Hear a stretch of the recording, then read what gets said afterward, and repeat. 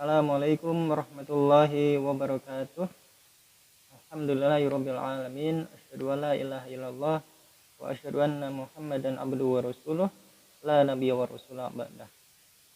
Alhamdulillah, pada kesempatan hari ini insyaallah kita akan sharing tentang muamalah Islam, dan semoga nanti apa yang kita sharingkan ini, apa yang kita sampaikan ini bisa bermanfaat bagi teman-teman sekalian untuk kedepannya lebih bisa memperdalam kajian tentang ekonomi Islam atau muamalah Islam, dan sehingga itu bisa diimplementasikan dalam kehidupan kita sehari-hari ya.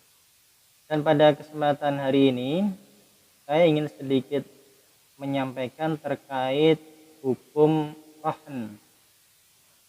Mungkin bagi teman-teman yang belum pernah dengar apa itu rahn mungkin masih asing. Tapi kali ini insya Allah kita akan bahas apa itu rahn dan seperti apa terkait muamalahnya. Semoga nanti bisa memberikan pencerahan, memberikan tambahan ilmu bagi kita bersama. Dan ada beberapa materi yang sudah saya siapkan untuk kajian ini. Yang pertama kita akan membahas tentang pengertian dari rahn itu sendiri. Rahn itu menurut bahasa artinya tetap atau langgeng, gitu ya. Jadi subut wad dawam itu arti dari rahn secara bahasa. Jadi secara bahasa Arabnya, jadi dimaknai adalah tetap atau langgeng rahn itu. Jadi, dan kalau secara bahasa rahn itu di Indonesia kan itu artinya adalah gadai. Jadi teman-teman kalau gadai pasti sudah banyak kenal, banyak tahu gitu ya. Tapi kalau dalam istilah muamalah Islam, gadai itu dinamai dengan rahn gitu ya. Dan pengertian rahn menurut hukum syariah atau pengertian gadai secara hukum syariah itu adalah harta yang dijadikan kepercayaan. Dia adanya harta yang dijadikan kepercayaan dalam hutang. Ini terutama terjadi pada hutang piutang yang harganya akan digunakan untuk melunasi hutang jika orang yang berhutang kesulitan membayar hutangnya. Jadi rahn itu atau gadai itu dimaksudkan adalah harta yang kita berikan atau kita percayakan kepada orang yang memberi hutang. Jadi ketika kita hutang piutang kemudian ada gadai, ada barang kepercayaan kita yang diberikan itu sebagai jaminan nantinya ketika misalkan kita tidak bisa membayar hutang gitu. Dan nanti barang gadai itu bisa dijual atau digantikan dengan harta lain, dan kemudian harta itu yang menjadikan nilai untuk melunasi hutang kita gitu. Jadi nantinya rahn itu atau gadai itu dijadikan sebagai harta untuk melunasi hutang piutang. Misalkan contohnya ya, misalkan si A berhutang kepada si B, ada si A berhutang sama si B. Nominalnya misalkan 10 juta ya. Yang A menyerahkan kepada B sepeda motor miliknya. Yang A menyerahkan sepeda motor kepada si B ya. Sebagai jaminan atau kepercayaan atau dalam istilah muamalahnya wathiqah ya, atas hutang tersebut. Ini karena si A tadi meminjam uang sebesar 10 juta, maka kompensasi ketika harus dijaminkan atau harus memberi jaminan, maka si A tadi memberikan harta jaminan berupa sepeda motor yang dia miliki kepada si B. Tapi prinsipnya sepeda motor itu bukan menjadi milik si B, tapi itu sebagai harta jaminan saja. Ketika nanti utang yang 10 juta sebelumnya itu tidak bisa dilunasi oleh si A tadi. Jadi artinya jika A tidak mampu melunasi hutang tersebut, maka boleh bagi si B, jadi si B dengan seizin A untuk menjual sepeda motor itu. Jadi ketika si A tidak bisa melunasi hutangnya yang 10 juta tadi, si B boleh menjualnya, tapi harus catatannya diizinkan atau seizin dari A dulu. Jadi dilaporkan dulu kepada si A, kamu tidak bisa melunasi hutangmu, kemudian sepeda motor ini akan saya jual dan nanti nominalnya menjadi pelunas hutang yang kamu pinjam gitu. Jadi seperti itu. Dan secara syariah, menurut hukum syariah, muamalah syariah, yang semacam ini, rohan atau gadai ini hukumnya adalah jaiz. Artinya apa? Boleh. Ya. Ada dengan dalil kitab dan as-sunnah, salah satunya adalah kita bisa melihat dalam Quran surat Al-Baqarah ayat 283. Ya, 283 yang artinya bahwa di sana jika kamu dalam perjalanan dan bermuamalah dan tidak secara tunai, tidak secara tunai itu dimaksudkan adalah utang piutang gitu ya, utang piutang, jadi berutang tidak tunai, kredit dan semacamnya. Sedang kamu tidak memperoleh seorang penulis, tidak ada bukti penulis nantinya, maka hendaklah ada barang tanggungan, barang yang diserahkan sebagai tanggungan atau jaminan, itu yang disebut rohan tadi, yang dipegang oleh yang berpiutang. Jadi ketika kita berhutang piutang, ini disyaratkan atau diperintahkan hendaklah kalau bisa kita memberikan benda atau harta kita sebagai jaminan, tanggungan kalau nantinya kita tidak bisa melunasi hutang piutang kita. Jadi ini bisa dilihat dalam surat Al-Baqarah ayat 283 ya. Itu salah satu dalilnya. Jadi intinya adalah rohan atau gade itu prinsipnya adalah boleh atau jaiz. Jadi tidak ada masalah di sini gitu ya. Namun sebelumnya kita harus mengerti, bisa memahami juga rukun dan syarat-syaratnya. Jadi ada rukunnya, ada syaratnya juga gitu ya.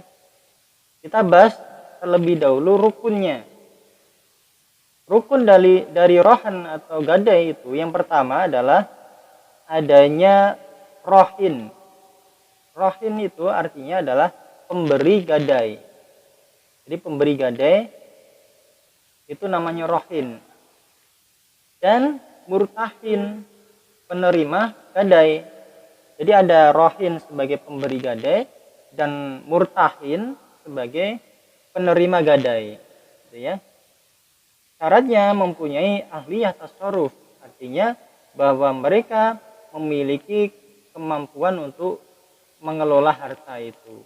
Artinya gini, ketika ada transaksi muamalah yang mana itu orangnya tidak bisa mentasarufkan hartanya atau tidak bisa mengelola hartanya, seperti misalkan masih anak-anak, anak kecil, orang gila dan lain sebagainya, yang mana itu tidak bisa mengelola harta dengan benar, maka rukun yang pertama ini gugur. Jadi maka syaratnya adalah yang pertama rohin atau pemberi gadai, dan yang kedua adalah murtahin, penerima gadai, itu harus memiliki ahliyah tasarruf. Jadi bisa mengerti, paham tentang pengelolaan harta. Jadi seperti itu. Ini rukun yang pertama. Kemudian rukun yang kedua adanya marhun atau rohan atau yang disebut barang gadai. Ya, marhun atau rohan atau barang gadai. Itu syarat atau rukun yang kedua. Dan syarat rukun kedua ini syaratnya berupa ain, berupa barang yang sah dijual belikan. Nah, jadi barang yang digadaikan itu harus sah dijual belikan. Jadi tidak serta-merta boleh gadai kemudian kita asal memberikan barang gadai itu gitu. tidak seperti itu, tapi ya harus memenuhi bahwa barang itu sah atau bisa diperjualbelikan. Misalkan tadi contohnya digadaikan motornya, kemudian misalkan tanah, misalkan rumah, misalkan yang lain sebagainya, HP misalnya juga bisa. Asalkan itu masih sah, bisa diperjualbelikan. Karena nanti dampaknya adalah itu ketika si penghutang itu tidak bisa melunasi, maka barang itu nantinya yang menjadikan pelunasan dari hutang si penghutang gitu. Ini kaidah fikih ada disebutkan bahwa setiap barang atau ain yang boleh diperjualbelikan maka boleh juga digadaikan. Artinya kebalikannya, kalau ada barang yang tidak boleh diperjualbelikan maka tidak boleh juga digadaikan. Contohnya apa barang yang tidak boleh dijualbelikan? Misalkan barang-barang najis, misalkan barang-barang najis itu tidak bisa diperjualbelikan, artinya tidak bisa juga menjadi barang gadai. Jadi seperti itu. Ini rukun yang kedua, di barangnya ya, jadi barangnya. Kemudian rukun yang ketiga ada marhun bihi, sesuatu yang dijamin oleh barang gadai. Sesuatu yang digadai, sesuatu yang dijamin itu apa? Ya hutang tadi, dain. Jadi hutangnya tadi yang dijaminkan gitu ya. Dan syaratnya hutang ada, yang pertama hutang itu sudah menjadi kewajiban dari rohin atau pemberi gadai. Jadi hutang itu syaratnya sudah menjadi kewajiban rohin atau pemberi gadai tadi. Yakni sudah terwujud sebab hutang, misalnya jual beli secara hutang, itu seperti misalkan kita jual beli ternyata masih belum lunas, jadi masih hutang itu misalkan. Yang kedua syaratnya adalah hutang itu memungkinkan untuk dilunasi. Jadi hutang itu kemungkinan bisa dilunasi gitu loh. Misalkan ketika kita tadi misalkan contohnya hutang 10 juta, ketika menjaminkan motor itu kemungkinan dilunasi itu bisa gitu dengan menjual motor tadi. Jadi kan seimbang gitu, artinya antara yang dijaminkan dengan yang uang atau hutang yang diambil itu seimbang, bisa menutupi gitu. Jangan asal memberi barang gede namun itu harga jualnya nanti tidak bisa menutupi gitu. Itu ya tidak adil juga gitu. Makanya harus sesuai. Kalau bisa malah lebih besar lagi malah bisa. Misalkan utangnya cuma 1 juta, kita memberikan jaminan tanah misalkan. Boleh aja. Sementara ketika tanah itu dijual bisa sampai ratusan juta misalkan. Boleh. Tapi bagi pemberi hutang dia bolehnya hanya mengambil hak sesuai yang dihutangkan tadi. Misalkan hutangnya cuma 1 juta, ya ketika tanah dijual yang ngambilnya jangan yang ratusan juta tanah itu terjual, tapi sekedar 1 juta yang dipinjamkan tadi, supaya ini tidak terjadi riba. Nah, ini masalah nantinya ketika kita memberi hutang kemudian kita menjual barang gade itu sementara itu lebih tinggi dari hutang yang kita berikan, sementara di sisi lain kita mengambil semuanya itu hasil penjualan, maka itu bisa menjadi riba di situ. Jadi hati-hati di sini. Jadi makanya ketika nilai jual itu tinggi, maka kita mengambil sesuai yang dihutangkan saja. Jadi sesuai kebutuhan yang kekurangan utang piutang sebelumnya gitu. Jadi tidak boleh lebih dari utang piutang atau utang yang kita berikan. Jadi itu harus dipahami supaya tidak terjadi riba. Di sini salah satu catatannya. Kemudian hutang itu syaratnya hutang itu diketahui dengan jelas atau maklum ya. Jadi jelas hutangnya berapa gitu. Maka itu menjadi salah satu rukun yang ketiga tadi, syarat dari hutang. Kemudian rukun yang keempat ada syuhud, ada ijab qabul. Syarat sigot itu tidak tergantung atau mu'alak gitu ya, tidak tergantung, tidak tergantungkan atau tidak digantungkan gitu ya. Syarat sigot itu tidak digantungkan atau mu'alak gitu ya dengan sesuatu syarat atau digantungkan untuk waktu mendatang. Nah, misalkan tidak sah gadai itu kalau penggadai tadi rohin berkata misalkan saya gadaikan sepeda motor saya jika bisnis saya gagal. Nah, ini menggantung ini. Jadi ada jikanya. Atau saya gadaikan motor saya ini 1 tahun yang akan datang misalnya 1 tahun lagi gitu. Ini tidak sah nanti, tidak sah memenuhi rukun dari akad rohan tadi.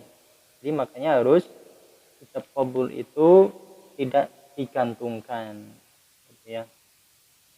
Itu rukun yang keempat.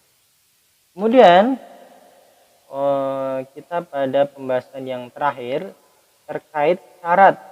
Nah, syarat dari rohan atau gade tadi, syarat luzum al-qabdu gitu ya, adalah syarat agar akad itu bersifat mengikat atau luzum gitu ya, yaitu adanya al-qabdu di penerimaan barang gadai oleh murtahin. Penerimaan barang gadai oleh murtahin. Ini ada dalam surat Al-Baqarah ayat 283 seperti yang tadi. Jadi jika kamu dalam perjalanan atau dan bermuamalah tidak secara tunai sedang kamu tidak memperoleh seorang penulis, maka kita diperintahkan hendaknya ada barang tanggungan atau rohan tadi yang dipegang oleh yang berpiutang. Jadi syaratnya ketika kita mau menggadai atau rohan tadi, syaratnya bersifat mengikat. Agar bersifat mengikat itu harus ada penerimaan barang gadai. Jadi diterima oleh murtahin, penerima gadai, sehingga nanti menjadi sah. Jadi akad dari rohan tadi, akad muamalah gadai atau rohan tadi. Jadi seperti itu. Jadi ada rukunnya, kemudian ada syaratnya. Jadi, syarat luzum itu al-qabdu, penerimaan barang gadai, diterima barangnya itu jelas ada gitu ya. Dan bagaimana status ketika barang gadai itu diberikan? Ini menjadi problem juga, menjadi masalah juga. Ada kalanya orang yang tidak memahami, ada kalanya ia memanfaatkan barang gadai itu, kan gitu. Ada memanfaatkan barang gadai itu. Nah, dan seperti apa? Bagaimana?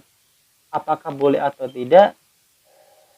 Insya Allah kita akan lanjutkan kajian berikutnya ya.